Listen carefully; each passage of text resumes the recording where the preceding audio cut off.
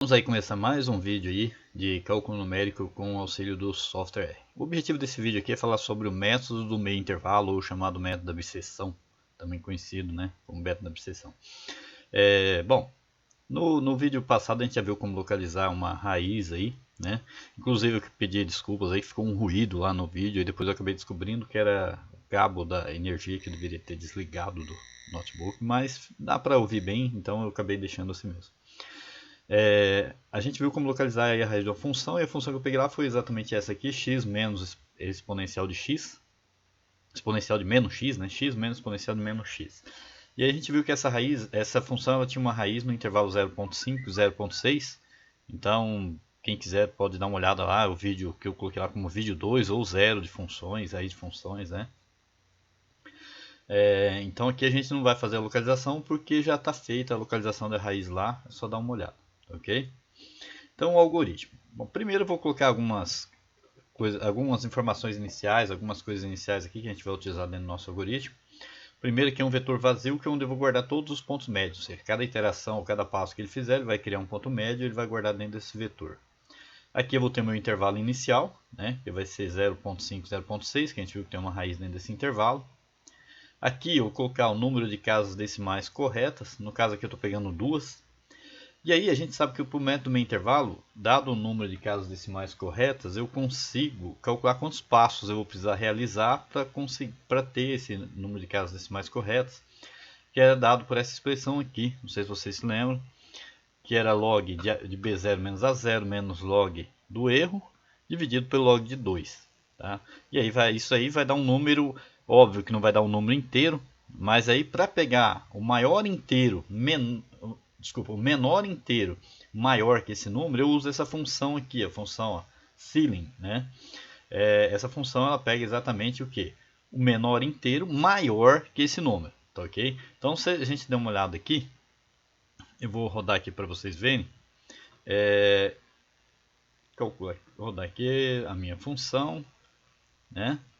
Daí a função, rodei aqui o vetor vazio, e aqui meu A0 B0, número de casas decimais, vou colocar duas aqui por enquanto, duas casas decimais, e vou calcular aí quantos passos você precisa. 6 passos para eu conseguir duas casas decimais. Então já vai definir o n igual a 6. Só que se eu rodar aqui, por exemplo, só essa parte interna aqui do logaritmo, vê que não deu, alguma coisa aqui, deixa eu diminuir aqui um pouquinho, fica mais fácil para eu pegar aqui e não pegar errado. Rodando essa parte aqui, vê que tem 5.34, então quer dizer, para dar duas casas decimais corretas, eu precisaria de 5.34 passos. Isso não é possível, então vou ter que fazer 6 passos. E vê que aqui essa função ela já pega n igual a 6, né? A gente viu que ela já tomou n igual a 6.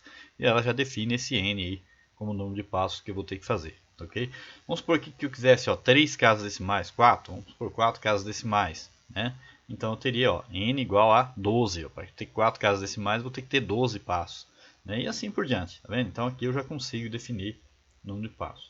Vou pegar um vetor vazio aqui também para calcular meus erros, só para a gente ter uma ideia aí de como vai ficar nossos erros. Aqui eu vou calcular os extremos dos intervalos que eu estou trabalhando sempre, que a gente sabe que a gente vai mudando o intervalo, da maneira que a gente vai cortando o intervalo, a gente vai mudando esses extremos, e aqui eu vou ter um vetor que vai guardar esses valores. Aqui é f de A vezes f de M, eu vou criar dois vetores aqui, FA e FM, onde vai guardar f de A e f de M, que é para eu poder fazer o estudo do sinal.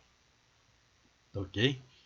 E aqui está o algoritmo usando o for. Para ir indo de 1 até n, o n que definiu lá por número de passos, eu vou calcular o m, que é o ponto médio, vai ser sempre quem? A0 mais B0 sobre 2.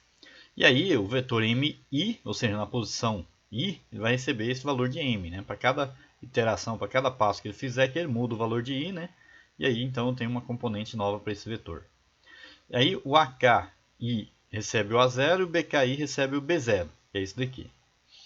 O erro também, em cada posição i, ele vai receber o valor absoluto de A0 menos m.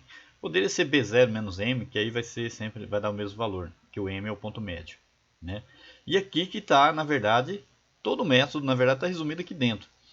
Se o if-else, o if-else é um comando semelhante ao if lá do Excel, para quem já conhece o if lá no Excel. Então o que ele faz? Ele faz o seguinte, se f de A vezes f de m for menor que zero, então o B0 recebe m. Caso contrário, o A0 recebe n, né? Então, é exatamente o método do meio intervalo aí. E aí aqui esse vetor FA na posição I vai receber f de A0, né? E o FM na posição I recebe o f de B0. Tá ok? Porque aqui ele já fez a troca aqui, já sabe quem que é o novo A0 e quem que é o novo B0. Né? Então se a gente rodar aqui, a gente vai ver o seguinte. Vou copiar aqui, rodei o algoritmo, ele já fez os cálculos, carregou. E aí eu monto uma tabela, né? Para ficar mais fácil de ver, eu vou montar uma tabelinha aqui. Né? A tabela de um data frame, tá vendo? A primeira coluna eu vou colocar os valores de A, aqui os valores de B. Aqui o sinal de f de A vezes f de m, ele vai pegar, né, f de A vezes f de m, ver o sinal. É claro que o sinal ele vai apresentar como 1 para positivo e menos 1 para negativo. Tá, okay? Então, onde for negativo ele vai dar um menos 1, onde for positivo, 1 mais 1. Aqui o vetor dos pontos médios, aqui o vetor dos erros. Né? E tá aí, ele vai construir a minha tabela. Deixa eu aumentar essa janela aqui, e aí a gente consegue ver a tabela melhor. Deixa eu copiar. Então tá aqui, ó. Já fez aqui, ó, A, B, né? O sinal, tá vendo aqui? Menos 1, tal, é onde é positivo e negativo. Aqui deu tudo negativo, né? Mas só questão de coincidência aí. Aqui os pontos médios, né? E aqui o erro. Né? Então o que, que a gente tem aqui? Ó? A raiz é 0,5671631, né? Com um erro de 2,4 10 a menos 5 ou 0,24 10 a menos 4, né? Que é menor que 0,5 10 a menos 3, né? Então, na verdade, o meu t lá está 4, isso, que é menor que 0,5 10 a menos 4, né? Na verdade, 0,244 10 a menos 4. Então, vamos ver que 12 casas decimais de fato me deu 4 casas, desculpa. N igual a 12 me deu de fato 4 casas decimais corretas, tá ok? Bom, dá para melhorar essa tabela aqui, se eu quiser colocar os nomes certinhos na coluna, tem um comando aqui só para a gente aprender um pouco mais, chamado callnames. Então eu vou fazer callnames de tab, que é a minha tabela lá, ou seja, o nome das colunas. Então eu escrevo na forma de vetor. Então aqui, ó, a primeira coluna vai ser A, a segunda B, a terceira o sinal, a quarta os pontos médios e, tá ok? E eu posso mudar. Aqui eu posso colocar o nome que eu quiser aqui. Então se eu rodar esse callnames aqui, vamos ver que a tabela vai ser a mesma tabela, só que agora já vai vir escrito diferente ali o nome das colunas. Tá vendo ali, ó? Sinal M, E, né? E tá aí já o método do meio intervalo executado.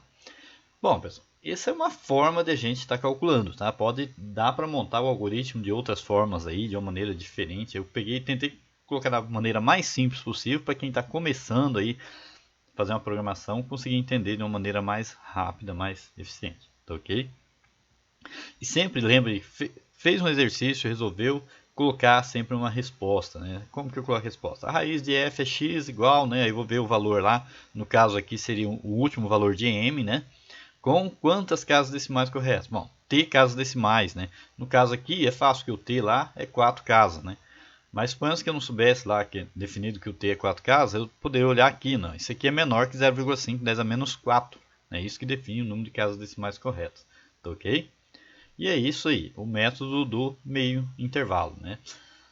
Espero que eu tenha ajudado aí e vamos aí, né, postar mais vídeos aí, de repente com a mesma função, aplicando outros métodos aí para a gente depois comparar os métodos, ver qual método é mais eficiente, é mais rápido, né? A grande vantagem do método do meio intervalo é que ele não tem problema de convergência, você sempre vai conseguir a raiz, né? A desvantagem é que ele é lento, né? Ele é linear, ele tem ordem de convergência, que a gente vai falar sobre isso ainda, né? Igual a 1, né? Então você sempre consegue, mas você tem a questão de ele ser um pouco lento aí na convergência. Ele cria uma sequência que converge, mas é um pouco lento, ok? Bom, até mais, até o próximo vídeo.